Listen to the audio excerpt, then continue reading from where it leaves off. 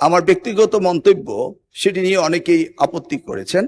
সেই ব্যাপারে বলতে চাই, আমি কাউকে উদ্দেশ্য প্রণোদিতভাবে কিছু বলি নাই। যদি কেউ আহত হয়ে থাকে, সিম্পলি আমি দুঃখ প্রকাশ করছি।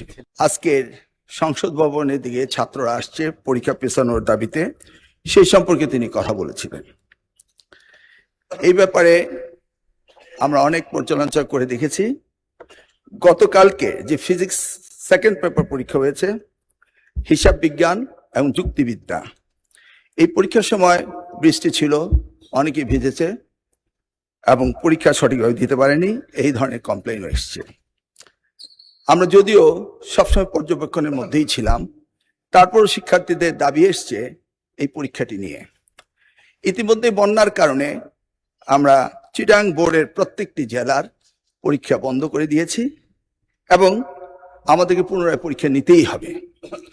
এই ক্ষেত্রে আমরা ভেবেচিন্তে দেখেছি যে চিটাং বোর্ডের পরীক্ষা আরেকটি প্রশ্নপত্রের সেটে যখন আমরা নিতে যাব ফিজিক্স সেকেন্ড পেপার, যুক্তিবিদ্যা এবং হিসাব বিজ্ঞান, সেই সময়ে আমরা এই পরীক্ষাটি পুনরায় নেওয়ার ব্যবস্থা করতে পারবো ইনশাআল্লাহ। তাছাড়া আমার ব্যক্তিগত মন্তব্য সেটি নিয়ে অনেকেই আপত্তি করেছেন। সেই ব্যাপারে বলতে চাই, আমি কাউকে উদ্দেশ্য প্রণোদিতভাবে কিছু বলি নাই। যদি কেউ আহত হয়ে থাকে, সিম্পলি আমি দুঃখ প্রকাশ করছি।